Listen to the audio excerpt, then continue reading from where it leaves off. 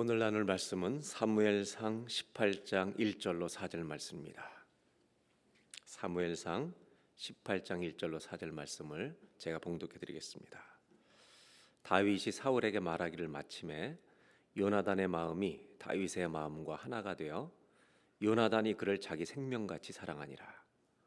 그날에 사울은 다윗을 머무르게 하고 그의 아버지의 집으로 다시 돌아가기를 허락하지 아니하였고, 요나단은 다윗을 자기 생명같이 사랑하여 더불어 언약을 맺었으며, 다 같이 읽겠습니다.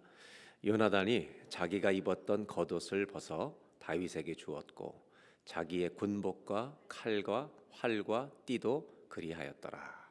아멘. 오늘은 여러분들과 다윗의 생애 전체를 보면서 하나님이 주시는 우리에게 주시는 메시지를 좀 나누려고 합니다. 먼저 다윗에 대해서 성경이 어떤 말씀을 기록하고 있는지 조금 살펴보는 것이 좋을 것 같습니다. 왜냐하면 다윗은 성경에서 굉장히 중요한 상징적인 인물로 등장하고 있기 때문입니다. 먼저 도표를 보고 제가 설명을 좀 드리겠습니다. 다윗에 대해서 쓴 말씀 중에 이 말씀은 우리가 참 잘 알고 있는 말씀입니다. 사무엘상 16장 7절에 사울 왕이 하나님을 떠난 후에 하나님이 새로운 왕을 뽑으려고 하실 때 사무엘을 보내서 이새 집에 보내서 이제 왕의 후보를 뽑는데, 사무엘이 이새의 첫 아들 엘리압을 보는 순간 너무나 사람이 준수해서 그 사람을 왕으로 택하여 기름 부으려고 하자 하나님이 너희는 외모를 보지만 나 여호와는 중심을 보신다라는 말씀을 하시고 엘리압을 제외시킵니다. 그리고 모든 아들을 다 보고 그 다음에 마지막 들에 있는 막내 다윗을 부릅니다. 그 다윗이 들어올 때 얼굴이 붉고 용모가 아름다운 상황이었을 때 하나님이 사무엘에게 하신 말씀이 바로 이 사람이라고 말씀하십니다. 이 이야기는 뭐랑 연결되어 있냐면 그 중심이 주님이 오실 때 하나님을 향하고 있다는 것을 확증해 주는 구절입니다. 다윗은 주님 오실 때 그 중심이 마음에 들었던 사람입니다. 또 한 가지는 마태복음 1장에 예수님의 계보 족보를 소개할 때 아브라함과 다윗의 자손이라고 소개하십니다. 주님도 다윗을 자랑스럽게 여기신 것 같습니다. 아브라함과 다윗은 구약의 인물들 중에 하나님이 자랑하고 싶은 사람들입니다. 이 사람들이 완전한 사람들도 아닙니다. 그런데 주님은 자랑하고 싶어 하십니다. 심지어 사도행전 13장 22절에 다윗에게 가장 많이 인용되는 표현, 다윗을 일컬어 하나님은 내 마음에 합한 사람이다. 여러분, 저는 욕심이 좀 나요. 우리를 보실 때, 우리가 주님이 보실 때 주님 마음에 합한 사람이라고 하는 영광스러운 말을 들을 수 있다면 얼마나 좋겠습니까? 이런 은혜가 있었으면 좋겠습니다. 꼭 그런 일이 일어나기를 바랍니다. 그리고 요한계시록 22장 마지막 끝자락에 나 예수님이 누구인지 말씀하실 때 뭐라고 소개하냐면 나는 다윗의 뿌리요 자손이라고 말합니다. 하나님은 다윗을 자랑스럽게 여기셨습니다. 이것이 다윗에 대한 성경의 증언들입니다. 그렇다면 이 다윗이 흠이 없었나? 그렇진 않습니다. 그 다음 도표를 보시면 다윗의 인생 전체를 보여주는데, 한국말로 보여주실까요? 다윗은 이세 아들로 출생합니다. 그리고 사무엘에게 왕으로 기름 부음 받을 때가, 왕의 선택을 받을 때가, 하나님이 이 사람이 왕의 후보라고 선택하실 때가 15세에서 20세 정도 나이로 학자들은 추측합니다. 이 나이는 성경에 표시되어 있지 않습니다. 그때부터 다윗은 사울 왕의 추격을 받아 도망자의 인생을 10년 넘게 살아갑니다. 그리고 다윗이 왕이 되었을 때 나이가 30살이었다는 것을 성경은 기록하고 있습니다. 그리고 30살이 되어서 40년 동안 이스라엘을 다스리는 왕권을 가지고 다스리다가 70세 인생을 마칩니다. 다윗은 20대부터 30 사이가 인생의 가장 힘든 고난의 여정이었습니다. 도망 다니는 도피자로, 도망자로 살았습니다. 잘못이 있어서가 아니라 사울 왕의 시기 때문에 10년 동안을 도망다닙니다. 그리고 사울이 죽고 왕이 되는데, 왕이 된 이후에 다윗의 인생은 형통입니다. 정치적, 경제적, 군사적 성공을 달리고 있었습니다. 그 정점에서 다윗은 범죄합니다. 그 범죄를 하고 회개한 후에 다시 회복되어서 왕권을 누리다가 70세에 마치는 것, 이것이 다윗의 인생입니다. 정리하면 다윗은 평범한 인생을 산 사람은 아닙니다. 굉장히 힘든 일생을 살았습니다. 그럼에도 불구하고 다윗의 생애를 펼쳐놓고 보면 고난도 있었고 넘어진 적도 있지만 믿음을 끝까지 지킨 사람이라는 것을 알 수 있습니다. 하나님이 쓰신 사람이라는 것을 알 수 있습니다. 오늘 여러분과 나누고 싶은 것은 어떻게 다윗은 이런 인생의 여정에서 험난한 세월을 살면서 믿음을 끝까지 지키고 인생을 잘 마무리할 수 있었을까? 그 이유가 무엇일까? 여러 가지 이유가 있는데 제가 좀 세 가지로 정리해서 오늘 좀 나누려고 합니다. 이것은 다시 우리에게 돌아보면 우리에게도 이런 요소들을 가지고 있다면, 이 이유들을 알고 우리가 이런 조건들을 가지고 살아간다면 우리도 어려운 세상 속에서 믿음의 여정을 끝까지 잘 지키며 마치는 인생을 살지 않을까. 다윗이 이렇게 할 수 있었던 첫 번째 이유, 그것은 좋은 친구가 있었기 때문입니다. 다윗에게는 요나단이라는 친구가 있었습니다. 여러분 아시는 대로 사울 왕의 아들입니다. 사무엘상 16장에 다윗을 기름 부어 왕으로 선택합니다. 그리고 16장 끝자락에 어떤 얘기가 나오냐면, 사울 왕이 하나님을 떠났고 하나님도 사울에서 떠났기 때문에 사울에게 악한 영이 임할 때가 있습니다. 정신적인 창난 증상이 보일 때가 있다는 말입니다. 그때 그것을 이기기 위해서 수금을 잘 치는 청년을 왕궁으로 불러들입니다. 그리고 그 청년이 수금을 연주하면 왕의 정신이 돌아오는 겁니다. 그렇게 선택받았던 수금 연주자가 다윗이었습니다. 왕궁에 들어와서 사울이 정신적으로 혼미할 때마다 수금을 연주해 주던 사람이 다윗입니다. 이것이 사무엘상 16장입니다. 마지막입니다. 마지막 절. 그리고 17장에 그 유명한 골리앗 장군을 다윗이 이기는 이야기가 17장에 나옵니다. 그런 다음에 오늘 우리가 읽었던 18장 1절로 4절, 다윗과 요나단이 얼마나 서로 사랑하고 아끼는 친구였는지를 소개하고, 우리가 읽었던 4절 마지막 부분에 자기의 칼과 군복 모든 것을 요나단이 다윗에게 줄 만큼 다윗을 끔찍이 사랑했던 친구였다는 것입니다. 그러나 문제는 사울 왕의 아들 요나단은 다윗과 그렇게 친한 친구로서 하나님의 뜻을 이루기 위해서 최선을 다하는 관계를 지키는데, 아버지 사울은 전혀 달랐습니다. 5절부터 보겠습니다. 18장 5절, 다윗은 사울이 보내는 곳마다 가서 지혜롭게 행하며 사울이 그를 군대 장으로 삼았더니, 골리앗 장군은 이기고 난 다음이기 때문에 이렇게 시킨 겁니다. 온 백성이 합당이었고 사울의 신하들도 다윗을 칭찬하기 시작합니다. 6절, 무리가 돌아올 때 다윗이 블렛 사람을 죽이고 돌아올 때 여인들이 다 춤추고 환영을 하는데, 7절, 여인들이 뛰놀며 노래하여 이르되 사울이 죽인 자는 천천히요 다윗은 만만이로다. 이 말이 문제가 되는 겁니다. 다윗을 높이는 것이 사울이 싫은 겁니다. 여러분, 시기의 역사는요 수천 년을 가는 겁니다. 시기는 너무나 큰 문제를 일으킵니다. 시기라는 것은 자연스럽게 일어날 수 있지만 우리가 하나님을 의지하면서 시기를 통제하지 못하면 관계를 깨뜨려 버립니다.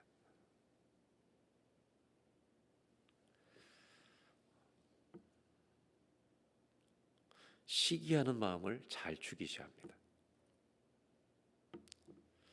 그러자 8절입니다. 사울이 그 말에 불쾌하여 심히 노하여 이르되 다윗에겐 만만을 돌리고 내게는 천천만 돌리니, 이제 사울은 상상을 하기 시작하는 겁니다. 그가 더 얻을 것이 나라 말고 무엇이냐, 이놈이 왕이 되려고 하는구나. 그리고 9절입니다. 다 같이 한번 읽겠습니다. 사울이 다윗을 주목하였더라. 영어 성경에 재미있는 표현이 있어요. 그 주목했다는 말이 뭐라고 되는지 아세요? jealous eye예요. 저놈을 어떻게 없애버릴까? 이게 문제였다는 것입니다. 이게 끝이 아닙니다. 10절입니다. 그 이튿날 하나님께서 부리신 악령이, 여러분 사울이 떠났기 때문에 하나님이 사울에게 어떤 일이 일어나는지를 보여주는 이런 묘사입니다. 힘있게 내림에 그가 집안에서 정신없이 떠들어대는 대로 다윗이 평을같이 손으로 수금을 타서 그를 안정시키려고 하는데 사울의 손에 창이 있는지라. 11절 다 같이 한번 읽겠습니다. 그가 스스로 이르기를 내가 다윗을 벽에 박으리라 하고 사울이 그 창을 던졌으나,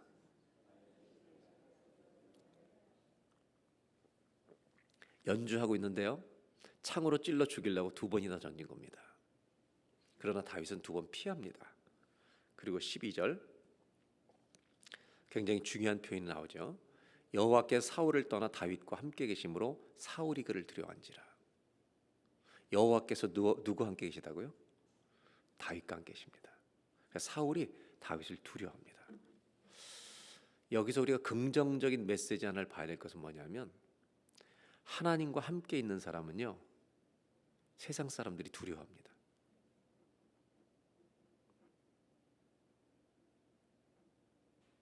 근데 가진 것이 없는, 주님과 함께 하지 않는 사람들은요, 자기가 두려운 사람처럼 남들에게 보이려고 합니다. 그걸 만들죠. 여러분, 하나님과 함께 하는 자는 세상을 이길 것입니다. 사울의 마음은 변함이 없습니다. 왕으로 나라를 다스려야 하는데 여러분, 생각이 다른 데 있는 겁니다. 한 나라의 대통령이 국민을 사랑하는데 관심이 없으면요, 나라는 망하는 겁니다. 관심이 다른 데 있는 겁니다. 그의 관심은 다윗을 죽이는 것입니다. 그러다 어떤 일이 일어나냐면, 다윗에게 딸이 하나 있습니다. 미갈이라는 딸이 있는데 미갈이 다윗을 사랑한다는 소식을 듣습니다. 참 사울은 괴로워야 한편으로 자기 아들 요나단은 다윗과 너무 절친이고 딸 미갈은 다윗을 사랑해요. 근데 얼마나 무서운 사람이냐면 사울 왕이 이 시기 때문에 무서워지는 거죠. 이걸 이용합니다. 이 이야기를 듣고 미갈과 다윗이 결혼하기 위한 조건으로 블레셋 사람 남자 100명을 죽이라 그럽니다. 이 말은 뭐냐? 이걸 이용해서 내 딸과 다윗의 사랑을 이용해서 다윗을 전쟁에 보내서 블레셋 사람한테 100명을 어떻게 죽여요? 다윗이 죽게 하려는 의도였습니다. 근데 하나님이 다윗을 도우셔서 블레셋 사람 200명을 죽이고 돌아옵니다. 할 수 없이 미갈을 다윗에게 줘서, 여러분, 다윗은 사울 왕의 사위가 되어버립니다. 그런데 더 재밌는 것은 사위가 됐는데도 죽이려고 합니다. 정말 권력은 무서운 것입니다. 권력의 맛을 보면 다른 모든 것을 버립니다. 그리고 사무엘하 19장에 넘어가면 다윗이 요나단을 만나 묻습니다. 왜 너희 아버지는 나를 계속 죽이려고 하느냐? 그래서 요나단이 아버지 사울한테 가서 제발 내 친구 좀 괴롭히지 말라고. 왜 죽이려고 합니까? 그는 나라를 위해서 선한 일을 하지 않았습니까? 이 나라를 구한 사람 아닙니까? 이렇게 권면합니다. 그러자 사울 왕이 아들 요나단에게 약속해요. 내가 그를 결코 죽이지 아니하리라. 거짓 약속입니다. 그렇게 말합니다. 그리고 사무엘상 19장에 다시 다윗이 사울 왕 앞에 나가서 군사 임무를 수행합니다. 19장 8절입니다. 전쟁이 있으므로 다윗이 나가서 블레셋 사람들과 싸워 또 그들을 크게 쳐죽이고 승리하고 돌아옵니다. 19장 9절. 사울이 손에 단창을 가지고 그의 집에 앉았을 때 여호와께서 부리신 악령이 또 사울에게 접하였으므로 다윗이 손으로 수금을 탈 때 10절. 사울이 단창으로 다윗을 벽에 박으려 하였으나 그는 사울의 앞을 피하고 사울의 창은 벽에 박힌지라 다윗이 그 밤에 도피하매. 여러분, 이때 다윗은 더 이상 사울과 있을 수 없다는 걸 알고 헤어집니다. 이때부터 다윗은 도피 여정이 시작됩니다. 그리고 나서 사무엘상 20장이 펼쳐지는데 이때 요나단과 다윗이 다시 만납니다. 둘이서만 은밀하게 만납니다. 아버지 사울왕은 다윗을 죽이려 하는데 요나단은 다윗을 도와주려고 합니다. 그래서 만나서 다시 한번 묻습니다. 사울왕의 의도가 정말 요나단 아버지 사울왕의 의도가 다윗을 죽이려고 하는가 아닌가를 시험해 봅니다.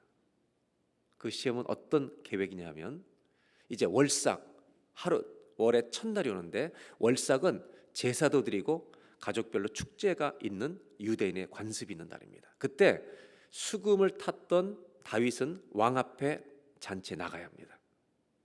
그때 다윗이 안 가겠다는 겁니다. 내가 일부러 안 나가고 나를 베들레헴에 있는 가족들 모이는데 내가 거기 간다고 할 테니 급한 일에서 간다고 할 테니 네가 그렇게 대답할 때 사울 왕이 어떻게 하나 보면 저분이 나를 죽일지 아닐지를 알게 될 것이다. 그렇게 이야기합니다. 그리고 작전을 짜요. 만약에 아버지가 죽이라는 것이 드러나면 이렇게 해서 죽이려는 의도가 있다는 사인을 나한테 알려달라. 이렇게 얘기합니다. 그리고 잔치가 벌어집니다. 월삭이 열리죠. 월 초하룻 날. 그때 이제 요나단은 아버지와 함께 왕궁에 합니다. 근데 다윗의 자리가 있는데 비어 있습니다. 첫날 사울왕은 아무 말도 하지 않습니다. 둘째 날 축제 나갔는데 다윗 자리가 또 비어 있는 겁니다. 그러자 왜 다윗이 없느냐고 말합니다. 질문할 때 요나단이 대답하기를 다윗이 집안에 급한 일이 있어 베들레헴 가겠다고 해서 제가 보냈습니다.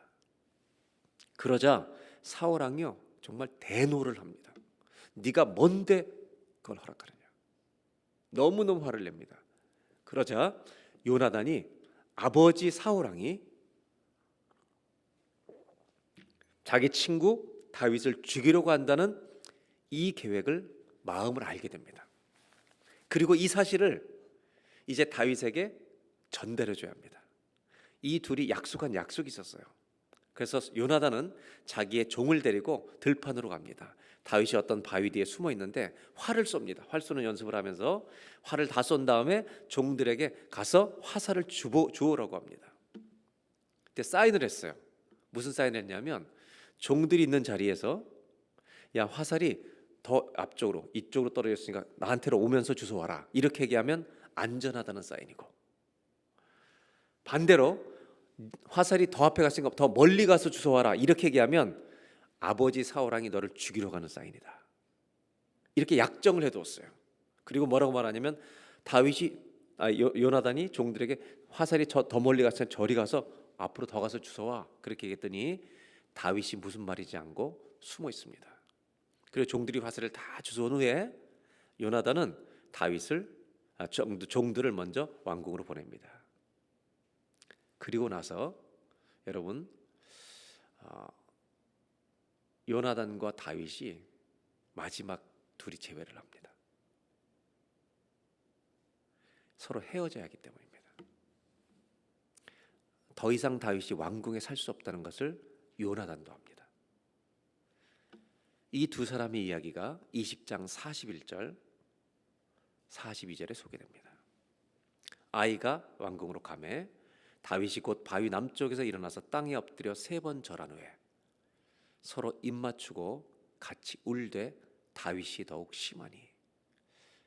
다윗은 요나단이 너무 고마운 겁니다. 왜 그렇습니까? 요나단은 왕의 아들입니다. 더욱 심하더니 42절 요나단이 다윗에게 이르되 평안히 가라. 여러분 친구라고 해서 둘이 나이가 비슷하다 동갑이라고 할 거라고는 생각할 필요는 없습니다. 우리 두 사람이 여호와 이름으로 맹세하여 이르기를 여호와께서 영원히 나와 너 사이에 계시고 내 자손과 너의 자손 사이에 계시리라. 우리는 서로 주님을 섬기고 사랑하는 관계 속에 계속 있자고 말합니다. 다윗은 일어나 떠나고 요나단 성읍으로 들어가니라. 여러분 다윗과 요나단이 헤어지는 장면입니다. 그들은 같이 있고 싶었지만 떨어집니다. 그러나 끝까지 서로를 사랑하고 보호하는 아름다운 관계 속에 살아갑니다. 성경은 이 요나단을 어떻게 묘사하고 있는가? 이 요나단은요, 무조건 아버지 말을 듣지 않습니다. 잘못 가려는 사람의 말을 따르지도 않습니다. 자신이 왕이 될 수 있는 왕의 아들인데도 그 욕심을 따르지도 않습니다. 하나님이 다윗에게 기름 부으신 것을 알고 있었기 때문입니다. 요나단은 자기가 권력을 차지하는 데 관심 있지 않습니다. 요나단은 하나님의 말씀과 그 뜻을 따르는 데 관심이 있었습니다. 마치 세례요한이 예수님에게 하신 것처럼 그는 흥하여야 하고 나는 쇠해야 하리라. 이런 심정으로 자신의 쇠함을 택하는 친구였습니다. 주님의 뜻이 끝까지 이루어지도록 끝까지 자기를 낮춘 사람이 요나단이었습니다. 여러분, 다윗이 이 요나단을 잊을 수가 있겠습니까? 이런 친구를 가지고 있다는 것이 얼마나 축복입니까? 끝까지 희생하는 요나단의 사랑. 이것 때문에 다윗이 왕이 되는 길이 열리게 됩니다. 사무엘상이라는 책은 독특합니다. 사사기를 마치면서 새로운 시대를 여는데, 사사기를 마무리하는 사무엘상의 첫 시작은요, 자식이 없는 한나의 눈물에서 시작합니다. 그리고 다윗이 왕정 국가를 실현하는 사무엘하 1장 바로 전 사무엘상 마지막 31장은 요나단의 죽음으로 끝납니다. 하나님의 뜻과 역사가 이루어지기 위해서는 사람들의 순종과 희생이 필요하다는 것을 성경은 보여주고 있습니다. 다윗은 요나단을 많이 사랑했습니다. 그리고 요나단이 죽었다는 소식을 사무엘하 1장에 듣고 너무 슬퍼하며 조가를 짓는데 이렇게 썼죠. 내 형 요나단이여, 그대의 사랑이 여인의 사랑보다 승하도다. 다윗은 절대로 그를 잊지 못합니다. 여러분, 친구는요 굉장히 중요합니다. 친구 때문에 인생을 망치는 사람들이 너무 많습니다. 잘못된 친구 때문에 자기도 부정적인 사람이 되어버립니다. 선악과를 먹기 때문입니다.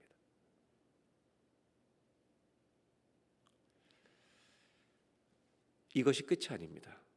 요나단은 죽습니다. 하나님과 자기 언약을 합니다. 나의 자손과 너의 자손이 연결되어 있다. 다윗이 뭐 하는지 아세요? 요나단이 죽은 후 다 슬퍼하고 왕이 된 다음에 요나단의 자녀를 찾습니다. 여러분, 왕이 바뀌면 이전 왕의 자녀들은 다 죽여버립니다. 근데 다윗이 요나단의 자녀를 찾다가 도망가다가 떨어뜨려 다리를 저는 무비보셋이라는 아들이 있다는 것을 알게 됩니다. 그리고 사무엘하 9장 1절에 이렇게 말합니다. 사울의 집에 아직도 남은 사람이 있느냐? 내가 요나단으로 말미암아 그 사람에게 은총을 베풀고 싶다. 나는 그 친구의 빚을 졌다는 겁니다. 7절.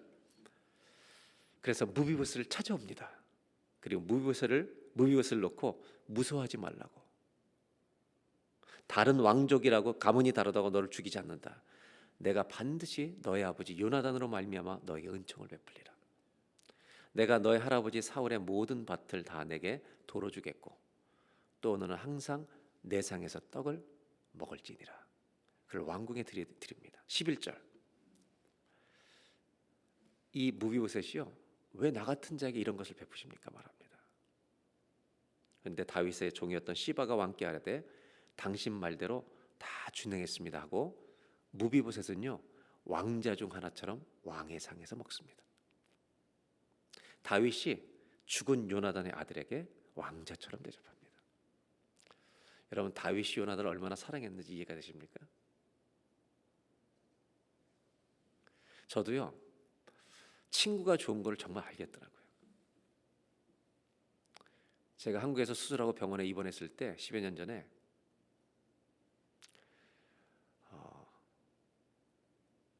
입원했다는 소식을 듣고요 오는 사람들이 친구들이더라고요. 다.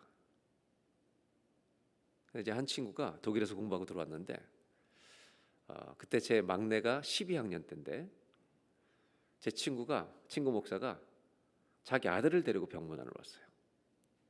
근데 결혼을 늦게 해서 중3짜리 하나 데리고 온 거예요. 남자인데 아들인데.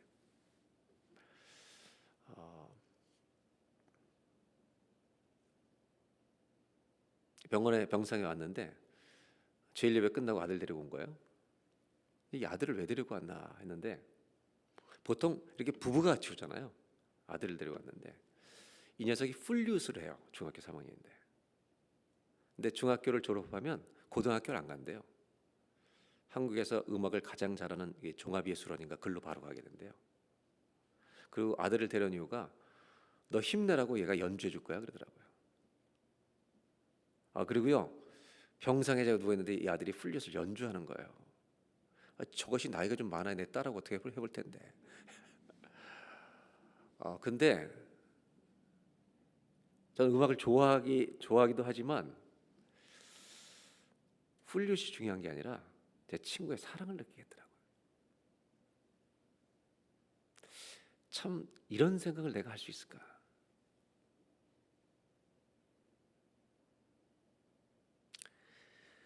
여러분은 이런 믿음의 친구가 있습니까?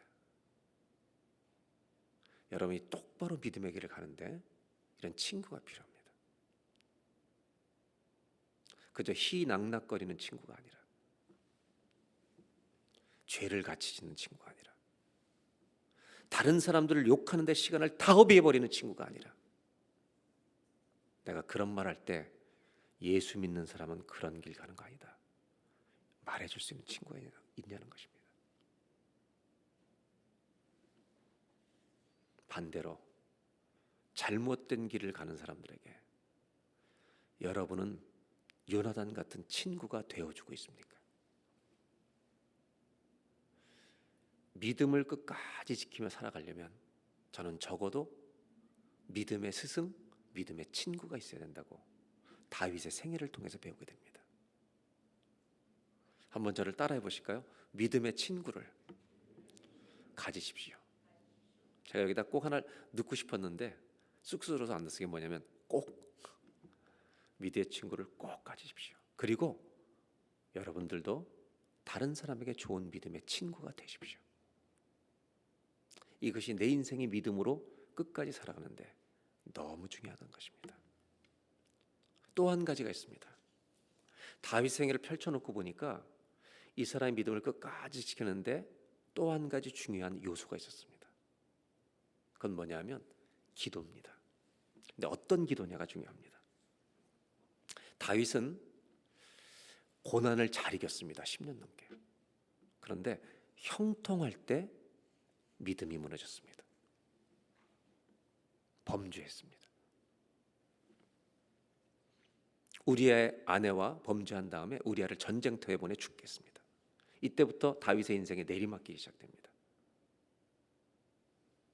그리고 아들 압살롬에게 왕궁을 쫓겨나는 경험도 그 이유입니다. 왕위에 있지만 영적으로 어둠 속을 걷고 있었습니다. 한 가지 알 것은 하나님을 믿는 다윗이 이 범죄를 저지르고 회개하지 못하고 있을 때 하나님은 우리 자녀들을 도와주신다는 것입니다. 선지자 나단을 보내 그의 죄를 깨닫게 하십니다. 그리고 다윗은 금식하며 회개의 기도를 시작합니다. 그때 51편 10절에 다윗의 기도 제목은 이거였습니다. 하나님, 깨끗한 마음 주십시오. 깨끗한 마음을 달라고 기도합니다.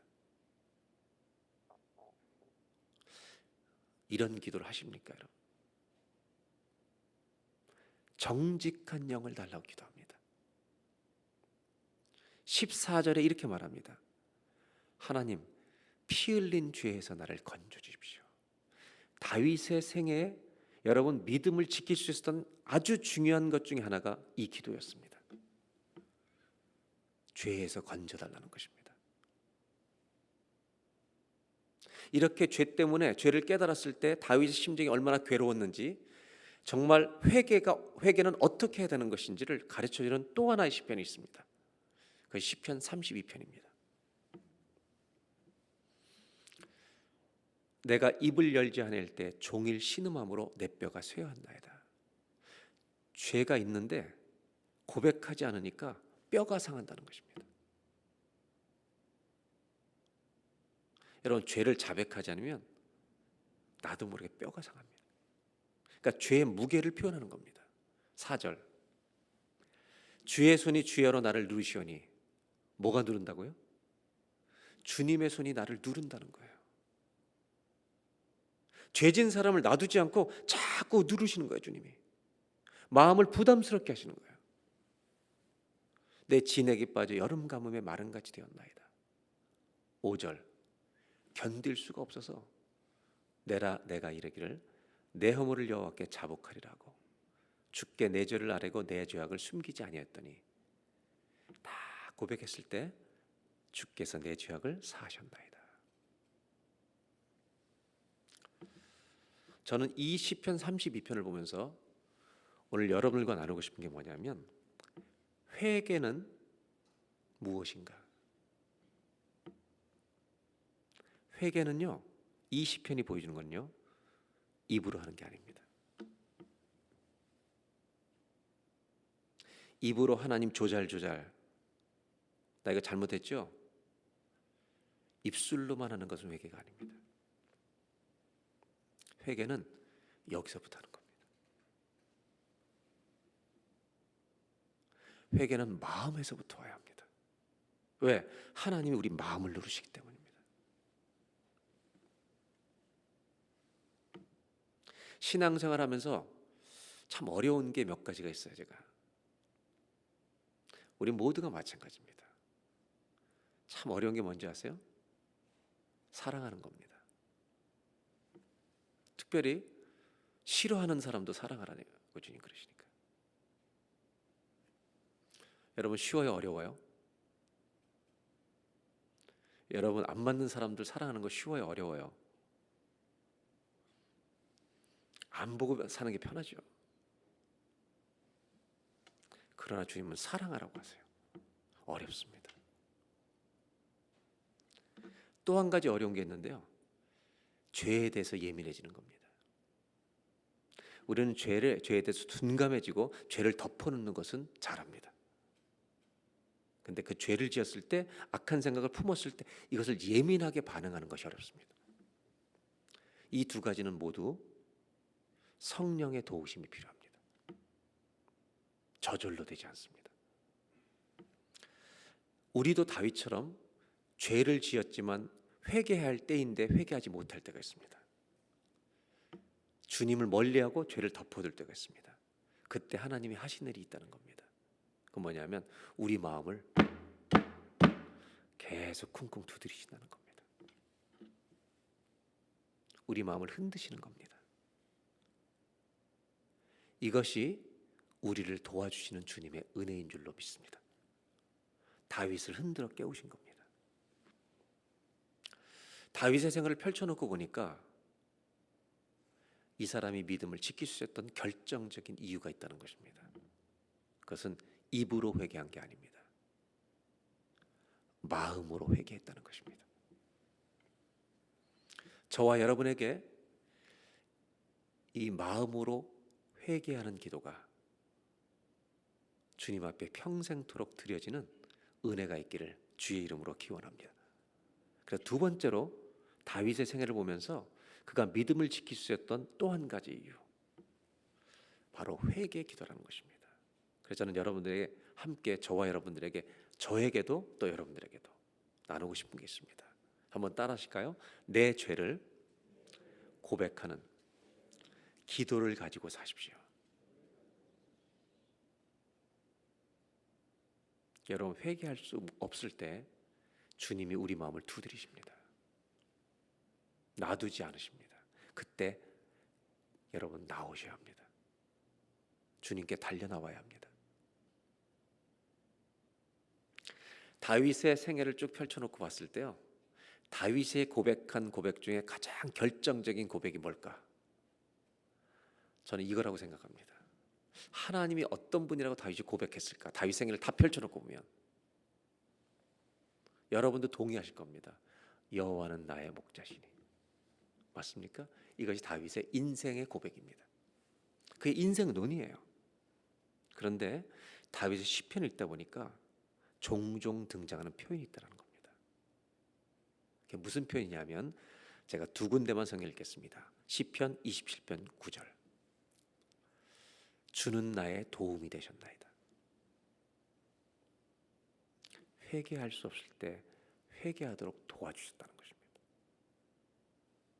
골리앗과 이길 수 없는데 이기게 도와주셨다는 것입니다. 내가 사자와 곰을 때려 눕힐 수 없는 사람인데 때려 눕히게 도와주셨다는 것입니다. 내가 더러운 사람인데 나를 깨끗하게 나오도록 나를 도와주셨다는 것입니다. 시편 40편 17절 70편에 똑같은 표현이 있습니다. 주는 나의 도움이시요 나를 건지시는 이시라. 다윗의 생애를 펼쳐놓고 믿음을 지킬 수 있던 이유가 뭐냐? 주님이 도와주셨기 때문입니다. 우리가 믿음을 지키는 이유, 주님이 도와주시기 때문에 가능할 것입니다. 다윗을 도와주신 하나님께서 저와 여러분들도 평생토록 도와주시기를, 도와주실 줄로 믿습니다. 마지막으로 다윗이 믿음으로 살아갈 수 있었던, 끝까지 지킬 수 있었던 이유가 무엇인가? 여러 이유들 중에 저는 세 가지를 나누는데, 첫 번째가 친구, 믿음의 친구. 두 번째가 회개, 마음으로 회개하는 기도. 세 번째, 이 세 번째 이유는요, 제가 시편을 읽으면서 말씀을 드리려고 그러는데, 이 시편은 도망 다닐 때 쓴 시입니다. 여러분 잊지 마셔야 돼요. 다윗이 사울 왕에게 쫓겨 도망 다닐 때 쓴 시입니다. 그런데 이 시를 보면 도망 다닐 때 쓴 시처럼 느끼지 않을 만한 표현이 뒤에 나옵니다. 근데 어디로 도망갔느냐? 이 시편은요, 시편에 써 있습니다. 다윗을 피하여 동굴에, 굴에 숨어 있을 때 그 무서운 밤에 굴에 숨어 있으면서 쓴 시입니다. 전체를 읽어드리지 못하고 57편 7절로 11절만 읽겠습니다. 도망 다니는 과정에서 쓴 시입니다. 하나님이여 내 마음이 확정되었고 내 마음이 확정되었사오니 내가 노래하고 내가 찬송하리이다. 여러분 이럴 수 있는 상황이 아닙니다. 8절 내 영혼아 깨어나라. 여러분 다윗은요, Awake my soul, 내 영혼아 깨어나라고 말합니다.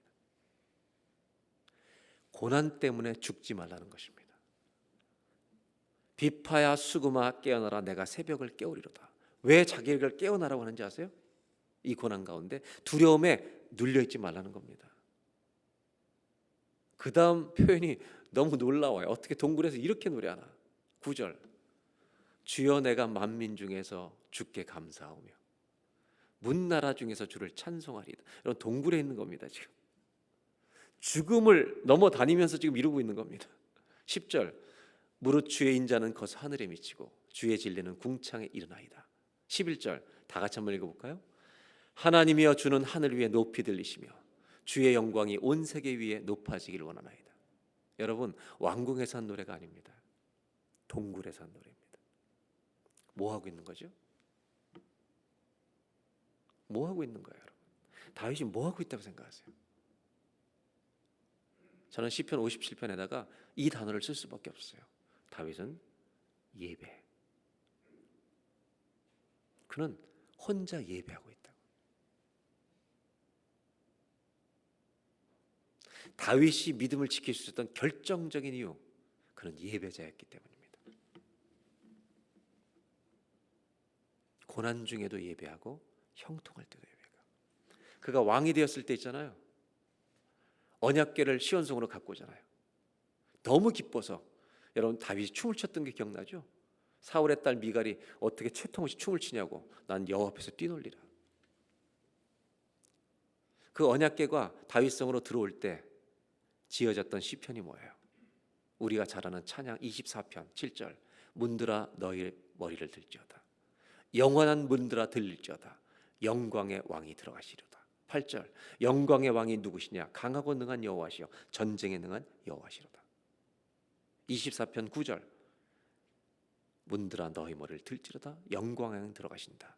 10절 영광의 왕이 누구시냐? 만군의 여호와께서 영광의 왕이시로다. 다윗은 어떤 사람이냐? 예배의 사람이었습니다. 하나님은 이 언약궤를 다윗의 장막에 천막에 들여놓고 초라한 천막에 들여놓고 24시간 예배를 드리던 제사를 드리던 다윗을 너무너무 그리워하셨습니다. 그래서 사도행전 15장 16절에 이렇게 하나님 마음을 말씀하셨습니다. 이것은 물론 구약에서 인용된 말씀이죠. 이후에 내가 돌아와서 다윗의 무너진 장막을 다시 지으며. 주님은요 다윗처럼 예배하는 사람들을 보고 싶어 하십니다.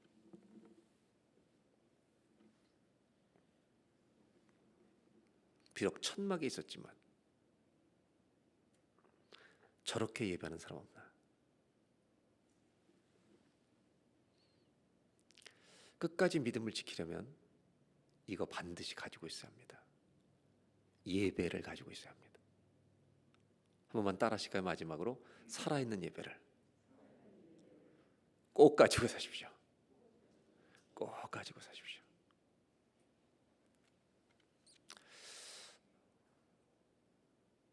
요즘 예배에 대한 고민이 많으시죠? 많은 분들이 얘기해요.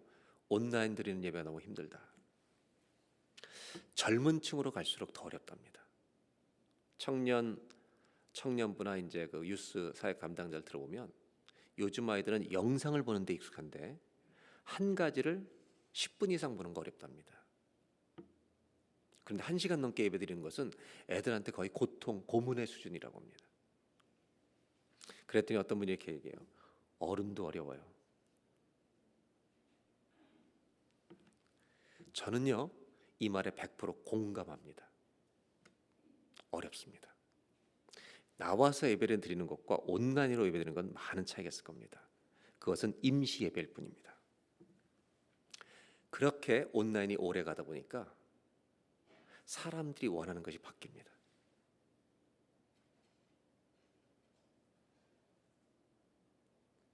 뭘 원하는지 아세요? 교회 예배가 방송국 수준이면 좋겠다고 생각합니다.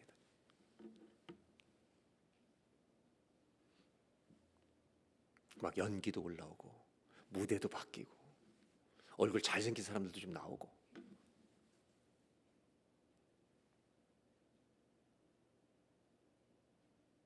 사람들이 혼동하고 있습니다. 예배와 드라마를 예배와 예능을 일치시키려고 하고 있습니다. 정신 똑바로 차리셔야 합니다.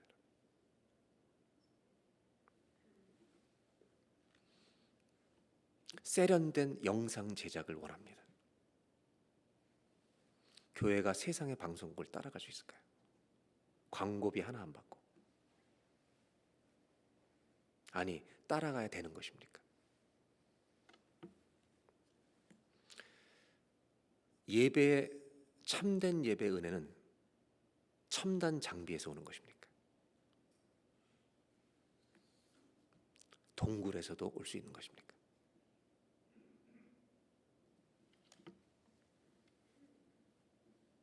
살아있는 예배가 무엇입니까?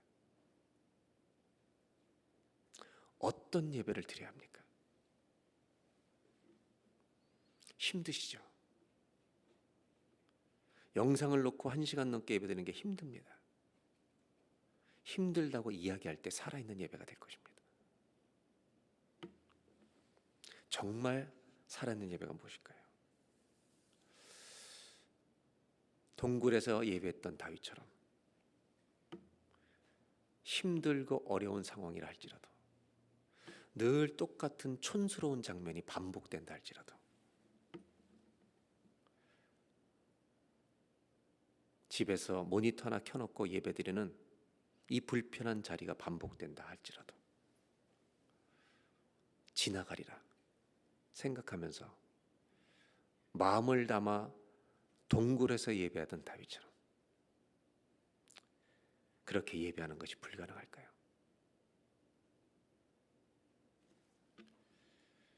촌스러운 영상, 세상 방송국과 비교가 될 수 없는 이 영상 앞에서 마음 담아 드리면 임재하실 주님은 우리에게 없는 것입니까? 먼 훗날 10년이 지나고 20년이 지났을 때 너희가 집에서 가정에서 그 불편한데 마음 담아 예배드리던 그날이 고마웠다. 그렇게 주님이 혹시 말씀해 주실 일은 없을까? 살아있는 예배를 초라하고 보잘것없는 화면 속에서 드리는 길이 있지 않겠습니까? 기도하겠습니다.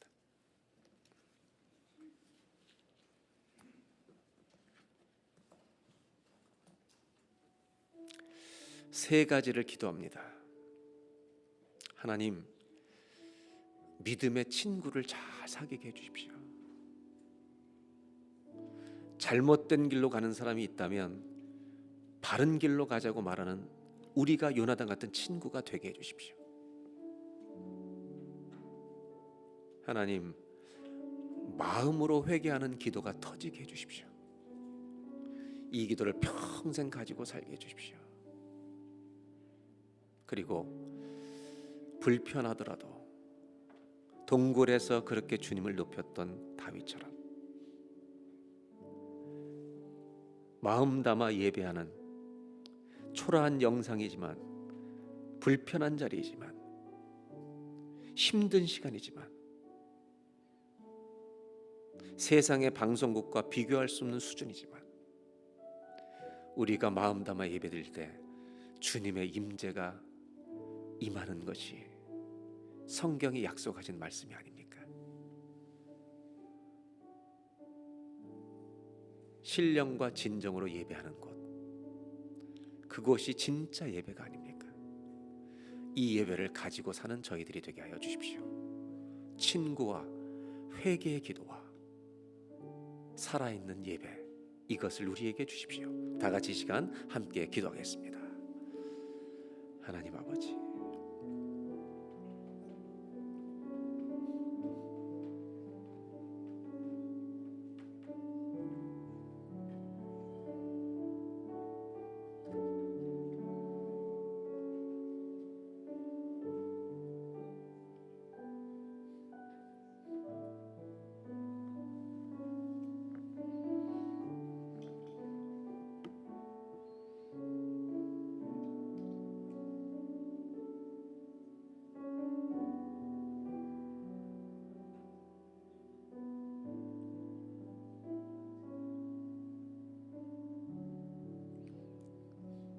하나님 아버지, 부족한 죄인들이 끝까지 믿음을 지키기 위해 참 좋은 믿음의 친구를 저희들에게도 주시기를 원합니다. 그리고 저희들도 다른 사람들에게 믿음의 좋은 친구가 되게 하여 주시옵소서. 마음속으로 주님 앞에 엎드리는 회개의 기도를 평생 가지고 살게 하여 주옵시고, 세상이 알지 못하는 초라하지만 감격이 있는 예배의 자리로 나아가는 우리 모두가 되게 하여 주옵소서. 하나님, 우리를 깨워주셔서 예배가 세상의 쇼 프로그램이 아닌 것을 알게 하시고, 동굴에서도 예배할 수 있음을 알게 하시고, 책상에 앉아서도 예배할 수 있음을 알게 하시고, 하나님 홀로 자그마한 컴퓨터를 놓는 그 자리, 비록 임시이긴 하지만 마음 담는 순간에 주님의 임재하는 자리가 될 줄 믿사오니 산 예배 가지고 드리는 우리 모두가 되게 하여 주옵소서. 예수님의 이름으로 기도하옵나이다.